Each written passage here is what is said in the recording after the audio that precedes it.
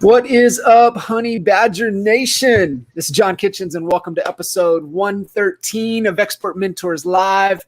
I am super pumped for today's episode. We've got the one and only Miss Chauncey Pham on with us, and we're going to dive into attraction-based marketing and I'm pretty sure a whole lot of other things. So, Chauncey, say hello to the Honey Badger Nation. Hey, Honey Badgers, how you doing?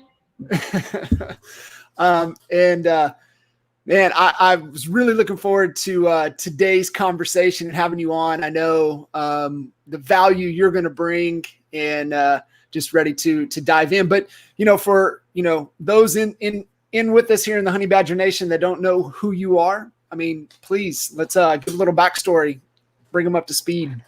Oh, a little backstory. I am an agent here in the Dallas-Fort Worth area. Came over to EXP September of 2019. Previously owned my own little small boutique brokerage. I was a little business entity brokerage here in Dallas-Fort Worth. Had about 10, 12 agents. The most I ever had at one time was like 14. And I got tired of the rat race, man, of trying to figure out and stop like faking and shaking like my little boutique brokerage was something super profitable, because it wasn't. Like it sounded good. But it was a lot of work for the amount of money that I was making. I just couldn't support the agents that I felt like I needed to in the way that I needed to, and started looking for some outside, just some extra things that can maybe help me out with training or resources. And for about the millionth time, came across the opportunity with EXP. Just happened to have the opportunity come across from someone that I really, really respected in the business. Started doing some research, and a year later, here I am, and I'm pissed off that I didn't do it sooner. So that's me. I've heard that quite a bit here, especially here lately. God, well, I wish I'd have done it sooner. So Seriously. What is your so give a little background on your real estate history, right? Prior to boutique, like what got you into real estate, and what kept you in real estate? What got me into real estate was that all of the agents that I'd hired for my personal acquisition sucked. And I was like, if I'm paying these people this much money, surely I can do this way better than them. So that's what got me into it. I was in marketing. I was an account executive for a marketing firm, loved my job, loved what I did, and had no intentions of ever even being in real estate full time. So 2016 rolled around. I decided to get my real estate license just so that my husband and I could list our own properties and I could represent myself, because we just happened to keep buying houses and selling them, just our personal homes. We just moved a lot. And so pretty quickly after I got my license, like within a month, I realized I'm really good at this, because within 3 months of getting licensed, I had closed 7 deals. And that was part-time while I had a job, and decided to go out and just do it full-time. And very quickly, I produced pretty well. My first year I closed 31, 32 deals, like 7 million. Awesome. And just kind of kept going from there. But I quickly realized that I didn't really want to be like a super high producing agent. I never really wanted to sell like 100 deals a year, 75 deals a year. I really enjoyed helping other agents, because so many agents came to me as a new agent, and they were like, how the hell are you doing this? And so I found myself in kind of this leadership mentor role without really seeking it out. And so that's what kind of led me to starting my own little boutique brokerage. And I'm like, I'm going to teach these guys, the real deal, and give them what these other brokerages aren't. And I had this idea of starting being like the Starbucks of brokerages or some shit. But it didn't turn out that way. It didn't turn out that way at all. Okay. And so that's kind of what ended up landing me here at EXP, was the fact that I really wanted to build a business and not necessarily be the business. Like, I have this craving, this entrepreneurial spirit where I don't just want to sell houses until I'm 90 years old. I wanted to expand beyond Dallas-Fort Worth, beyond Texas, beyond the United States, internationally. And I just saw this huge opportunity with EXP, and it is literally proving to perform well beyond my expectations of what I ever thought it would be. Yeah, that's amazing. And you've got an amazing skill set. And I know that's kind of what we're going to talk about a little bit today, that, and this is what I stress on a lot of agents, like, you have to become a marketer, right? If you want to excel in anything in your life, and especially in this business. And so Talk a little bit about that backstory, how you got into marketing. You were working full-time job in a marketing capacity. Talk a little bit about that and what really got you, going down that path. Dude, it fell in my lap. Like legit, my real background is sales. I'm talking like hardcore one call closing, under the table, closing deals, cussing, yelling, boiler room type situation. That was my background. I was in the merchant services industry, and I was a top performer in that for years. And got out of that business and was gonna be a stay-at-home mom. And then I was like, nope, this ain't for me. Not staying home with all these kids.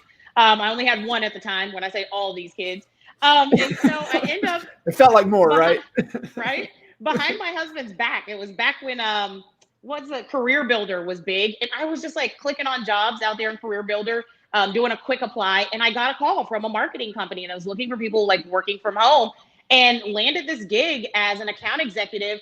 I worked in the capacity of I was kind of the liaison between some very large retailers that we all know: H&M, BCBG, Guess, Circle K, the gas stations. And I was the liaison between them and my company and helped them build out their entire marketing programs. So I understood marketing from a digital aspect. I understood how the algorithms worked on the social media platforms. And then I also understood consumer behaviors, the psychology behind marketing, and then print marketing. And it was just a What time frame was this? What time frame was this? That was 2011 to 2016. Shit, a lot of things were changing during that time. Yep. Yeah, so I like learned it pioneer. on the front end. Yeah. And so then when I got into real estate, I was like, why can't I apply a lot of the same concepts of like people that go in a gas station to buy Doritos and how the stores are set, which a lot of people don't even realize that. Like when you go into a convenience store, it's set in a way that's going to make you walk in a certain way that you may pick up certain items based on the direction that you're walking. And so I'm like, why can't I guide the consumer in real estate like they do in retail? And so I just started applying a lot of things from like outside of the industry. I would do research when I first started and see what all the other realtors were doing. And I was like, I'm not doing that. Like, why would I do that? Everybody else is doing that. Like, let me do that with a spin on it from a different industry and see what happens. And sure enough, I built out this attraction-based business where almost all of my business exclusively comes to me. That's amazing. So there are tons of nuggets already right there for everybody listening in, and really, the application of outside of the industry and bringing it into what you're doing is where you have, the incredible gains exponentially, right, at a rapid pace, than trying to tweak kind of what's within. So that is an amazing point. So let's kind of dive into kind of the whole topic. And really around the attraction based and how you've set that up. What are some of the things that concepts, beliefs that everybody listening in really needs to maybe eliminate, but then also what do they need to really understand for an attraction based model to really work well for them? The first thing is you've got to, and I know this is going to sound so elementary, but it's so true. I think a lot of agents get into the business and their goal is to just gobble up as much business as they can get, right? Like they're taking business from everyone. So I think a fundamental, just a foundational thing of building out an attraction-based business is understanding that like all business ain't good business and all business ain't your business, okay? So it's okay that you don't attract some people. It's okay that everyone doesn't necessarily like you or want to be your client.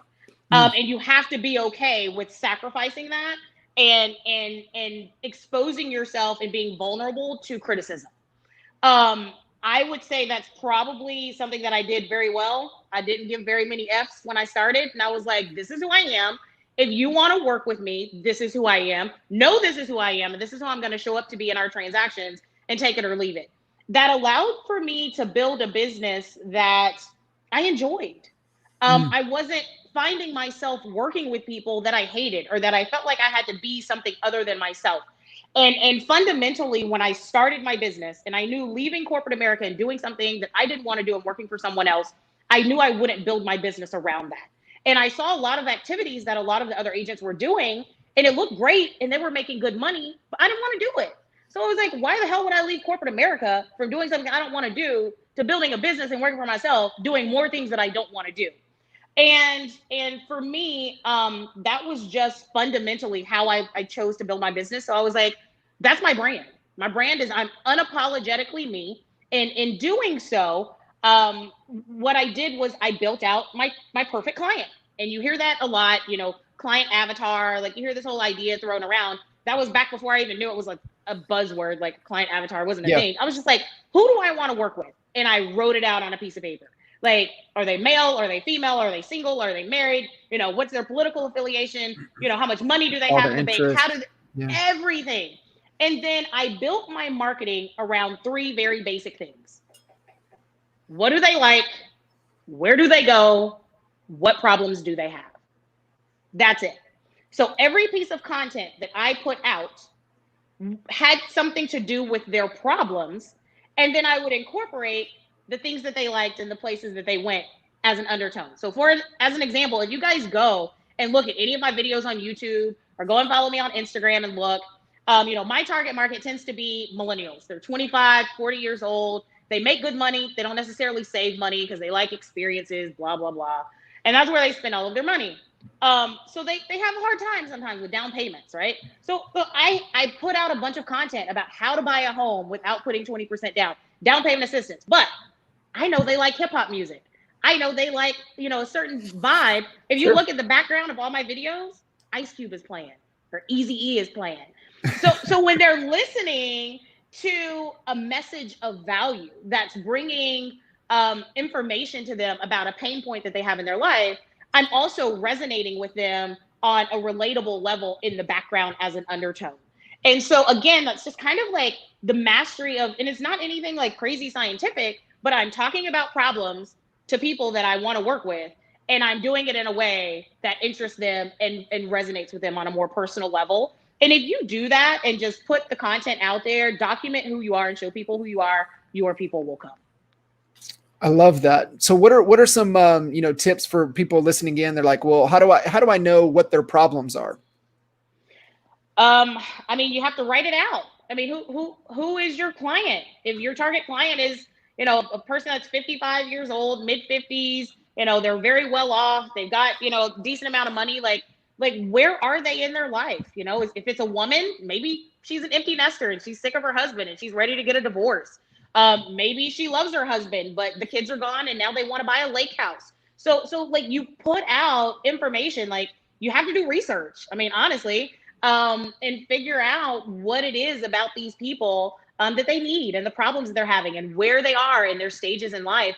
And you just talk to them and I promise they will come, which is what I've done not only on the client side, but now on the agent side, which has proven to work really well with agent attraction very quickly, like overwhelmingly. Like the reaction is kind of crazy at this point. Yeah, no, I love it. I mean, and you know, everybody listening in, she just gave you the framework, right? She gave you the principles behind it, and that's where it starts. And you have to do the research, right? You just, you know, and if you know, it's just ask, right? You know, if you don't ASK, you don't GET, right? So just ask. Right. And so being able to go that route, I love that. Now, Chauncey, break down a little bit real quick. So this is the question that I hear a lot too. You know, it's just as agents are, you know, trying to maintain their business cash flow revenue, and then, you know, you've got, you know, here in the Honey Badgers, you know, hey, well, how do I grow my agent attraction? How do I do both? Do I mix the message? Do I, you know, how do I get the message, or do I just go one way or the other? What's your take or your advice on, you know, the message for attracting agents and then also attracting business? Just do it. Stop overthinking it. What you want, you go get it, right? I wanted to attract agents and I also still want to sell some houses. So it's okay to have two messages. The content that I put out, you know, on my social media, on my YouTube, it talks to both.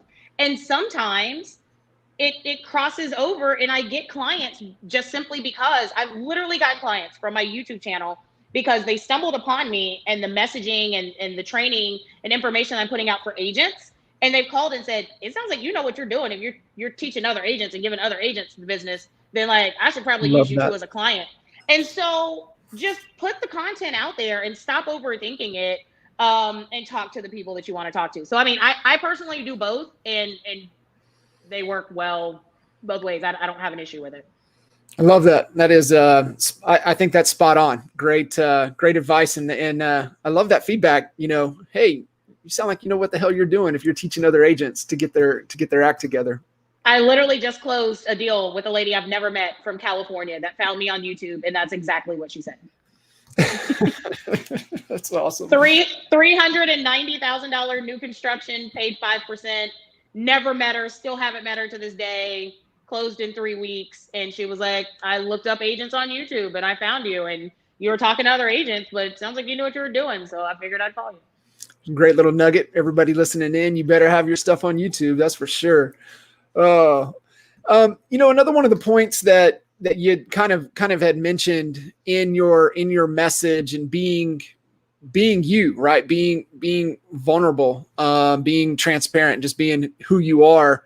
You had kind of mentioned, you know, being relatable rather than untouchable. What does that concept, you know, mean to you? What I see a lot, especially with agents that are top producers, they're selling a lot of houses. They're running high level businesses. Sometimes their content and you know how it is, man. I'm not gonna mince words. Like, we got ego in real estate, right? And sometimes I think that ego and the untouchableness of how great we are and how high of a producer and how high level of businesses we're running, it doesn't necessarily make us relatable to the agents that need us the most. And it doesn't make us relatable to the clients that need us the most, because they think you're too busy for them, or they're afraid to even talk to you because they don't feel like they're worth your time. And I think that if we learn to be more human instead of trying to appear superhuman, then we could achieve more of the things that we're looking to do with the right people. And so that's always been my goal. Not to, you know, shove down your throat the fact that, you know, I have good production, or, you know, that I am this wonderful agent that's, you know, cranking out all of these deals. It's that I'm a mom just like you. Or I'm a person just like you. I mess up. I get fired just like you. I struggle with things just like you. And when you do that, it just makes you relatable, and so many more people come. And so I think that's definitely something that as an industry, and as people that are influential in this industry, that we need to work on, because I hear it all the time from people, agents that are reaching out to me that find me on YouTube are like, man, I've gone down the pigeonhole and watched a bunch of agents' videos and seen so much content from so many people. You were the only one I felt comfortable reaching out to, because I knew you'd shoot me straight, and you made yourself readily available, and I just felt like I knew you already. Yeah, So that's awesome. It's powerful. You have to make yourself relatable. Yeah, 100%. What, you know, for somebody listening in that, you know, I just do it. And, you know, I love that as well. But if they said, okay, well, if I just do what, right? Give me, what's the first step? So you say, hey, you know, I don't have a strong presence, or I'm inconsistent. Like, what would you say? Hey, nail these things, just stay consistent, nail these things, and get going. What would those things be? So if we're talking about them getting into video, because video is kind of the cornerstone of my business, where I always tell agents that are afraid to kind of get into video, where to start is with their leads. Any leads that you're getting, this was something I did when I first started, had no idea where I came up with the idea. I just decided to start doing it to try to set myself apart, and it worked like a charm. Whenever you get a lead, so whether they're coming in on your KV Core site, they're a Facebook lead, like wherever you're getting them, stop what you're doing with no makeup on, looking crazy with your baseball cap on backwards, just left from the gym. Shoot a video of yourself in that moment. Hey, Bob, how you doing? Looks like you were interested in 123 Main Street over here in, you know, Pittsburgh, Pennsylvania. Hey, that's a great property. Give me a buzz when you get a minute. It allows you to get comfortable with being in front of the camera without necessarily exposing yourself to the masses, and it's effective in your lead gen. That's where I would start in terms of video. Love I that. would say social media, where you need to start is, I think people struggle with social media because they don't understand that everything that they're doing is content. Literally, if you're struggling and you don't know what to post on social media and you're watching this video, this is content. Right now, pull out your phone or pull out your camera, take a screenshot of the fact you're looking at me and John Kitchens talking in the Honey Badgers group right now, and post that shit on Instagram, okay? And say, I'm leveling myself up. Like, the problem isn't that you don't have content. The problem is that you're trying to be perfect in your content, and that's not what anybody wants to see. Nope. Document what you're going through in your day and the things that you're doing, and that's enough. So that's where you need to start, is like, just understand that everything that you're doing is content, and just think about it in a way that you can deliver it to your audience that will have some sort of value for them. So I would just say start documenting and stop thinking. Yeah. Stop overthinking it. Right. Like you said, Right. just like go with it, go in the moment. And, I mean, there's so much noise out there, right? And people, it's so hard to break through. What is your rhythm? What is your frequency, your consistency look like for you? What do you try to shoot for? I try to post something every day on, my social media platforms. I have it set up to where my Instagram account is, of course, linked to my Facebook account. So I always start with Instagram. So make sure you have it set up in your settings where it speaks to Facebook, because then I can just post on Instagram and then automatically it's going to go to my stories on Facebook. If I post just something in my feed in Instagram, then it's automatically going to go to my feed in Facebook. So I try to do that at least once a day, but I'll be honest with you, like, again, I don't overthink it. If I don't have anything to post today, or I was just like super busy and I didn't have time, then like I don't. And I'll catch up, in the next couple of days. People just want to hear from you. They want to know what you're doing, want to know that you're alive, but you don't necessarily have to do it with any type of cadence or schedule. I think that's what's authentic about it. When you go through people's feeds and you see, perfectly placed pictures and videos and color schemes, and like, it's planned out. Like, it doesn't feel as real. So I would say, I wouldn't focus as much on that as much as the message of what you're putting out, in terms of frequency versus, quality over quantity. I say quality every time. Gotcha. What's your rhythm on YouTube? Dude, it's terrible.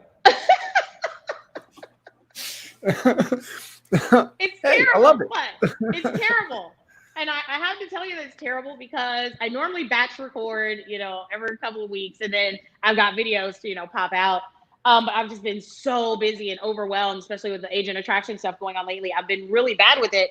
But the lesson in that is, if you look at my channel and compare it to a lot of other channels in terms of views, in terms of subscribers that have hundreds of videos, and I've only got 41, my subscriber count is way higher. My views are way higher. My retention time on the videos. So again, it's a quality over quantity. If you understand how to captivate your audience, again, we're going back to what I said before. Who are you talking to? What problems do they have? What do they like? Where do they go? And that's what you're putting out. Then it doesn't matter the frequency. They're always going to come back. So I do have to get better with my consistency. I cannot preach to people about consistency on social media. That is something that I'm not as consistent as I should be, but the quality is good, so the people stay. Yeah, absolutely. What's your kind of your process, call to action in your content, in your videos? Is it every time? Is it every now and then? Like, what is the message and the call to action for them to engage with you? Again, I always try to pull out topics based on problems that I know agents are having out there, because most of my videos, if you go on my YouTube channel now, it is kind of transitioned over to just all being training and things for agents. So I always try to tackle issues that they're having, and I provide value for free to them about those issues. And then I just always make the call to action. Hey, if this is something that you like, if you felt like you enjoyed this content, it was of value to you, and you'd like to know a little bit more, about how I can give you more of this value, then just book a free call with me and pick my brain. And I genuinely mean that. I don't want them to call me and feel like I'm trying to do anything other than provide them value. I let them lead the call. So right now, man, just for my YouTube, I am booking now every day at least 7 to 8 calls from people that have found me on YouTube and are booking Pick Chauncey's Brain.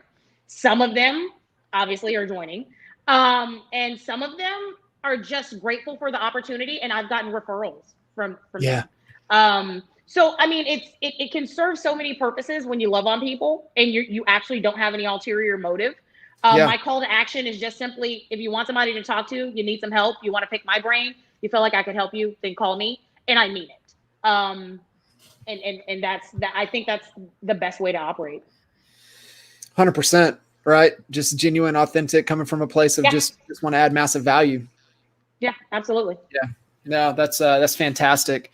So running through there, so you there, the call to action, are you, is it just organic everything? Or are you just not even trying to boost? 100%.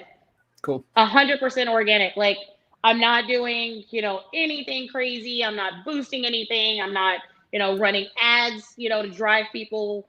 It is 100% organic. Yeah. I love that. That's awesome. What would you recommend, people, kind of pay attention to if they want to, hey, I want to up my game a little bit. I need to be consuming. I need to be learning. Like, is there anybody that they should, some of the, the Frank Kerns, the Godfathers, the people out there, right? Like, who should they be paying attention to and trying to consume and learn from? Obviously people like you that are having success, model that behavior, but some of the, the gurus, the real gurus out there. Is there anybody that you would recommend, hey, pay attention to these guys? This is, they're the real deal, and not get stuck into somebody that's fake. Yeah. My go-to for digital marketing and just kind of all things marketing is Dan Henry. He's my guy. I love Dan Henry. First of all, he talks a lot of trash. And I tend to like people that have potty mouth. So he's that guy. But he shoots you straight. He's very direct, and he's very, very knowledgeable. In, changing your mindset and framing your content, framing, your ads, understanding the analytics behind it. Like Dan Henry is the truth for me. So he is the only one that I've really ever bought into. I've looked at a little bit of Frank Kern stuff. I've looked at, some Abraham stuff, which, he's the godfather, but for me, Dan Henry, definitely dialing into that. He has a book out there too, that I read that is phenomenal. So, I like Dan. Yeah. It's, they're all disciples, right? They're all disciples. Right. You can go all the way back up the tree, and you're going to find, ties to Dan Kennedy and Jay Abraham and all the disciples. But I think the big thing, like you just shared, is who can you resonate with that you're going to receive their message, right? And a lot of them share the same message, but Dan Henry's got the track record, his like what he does, and he's worth paying attention to for sure. Yeah. So that's my guy. Yeah. That's awesome. Barbara was asking for your YouTube channel. How have you attracted clients, agents? Are there certain tag or keywords that you should be putting into the back end? Anything there that you do? I do tag my videos. And honestly, like the science behind tagging, you can read a bunch about it and they'll tell you all of this crap. Go find somebody that you want to model your audience after. All their tags are right there. And there's even a service out there called TubeBuddy. It has a free version, and then it has a paid version that you can use that will even give you suggestions on your type of videos, on the tags to use. But I initially just started out going to some other agents that I found that I liked, their content. I like their following, and I just kind of like piggybacked off of some of those tags. And then TubeBuddy just kind of started doing it for me. So I would say if you want to get a little bit more analytical with it, then use TubeBuddy. It kind of does all the work for you. You want to be a little bit more manual, find some channels that you like and just kind of copy those tags. Yeah, I think, and Barbara, what Chauncey just shared with you is just model, right? Model success, model what's working. There's no reason to try to struggle through reinventing the wheel. I mean, it's, finding those mentors, right? Chauncey's a great mentor. She's doing it. She has success, model success. And you guys are in a great environment for, the masterminding, the 3 M's. So just run through with that. I love that. And thanks for the share with Dan Henry. I think that's powerful. And definitely somebody worth following. You had also kind of mentioned kind of bullet point wise, building a business instead of being the business with opportunity at EXP. I would love for you to kind of unpack that a little bit for everybody. I mean, I see so many agents that have, great potential. They're out here, they're selling a lot. But I don't know what they want to do beyond that. And for people like me that, have an entrepreneurial spirit, like real estate just happens to be what I sell right now. Like I can sell anything. Like, I don't have a problem selling, right? And so for me, building a business and building a legacy and building wealth is more important to me than just production. And I think that in our conversations that we're having with other agents, that oftentimes these conversations are just built around production. Like I can help you sell some more houses. And I definitely think that we have the opportunity to use EXP and the fact that we can attract real entrepreneurs and give them an opportunity to build all those things I just talked about, which is wealth and legacies, and do things beyond just being the business. I mean, if all you have, your claim to fame is selling a bunch of houses, like you're doing great, but that's it. If you remove yourself from the equation, where is the business? Can the business stand on its own? And when I got into real estate, that was always my thought process was I want to build something that can be duplicated and something that I can sell. Like I want to build a business. I don't necessarily just want to be it.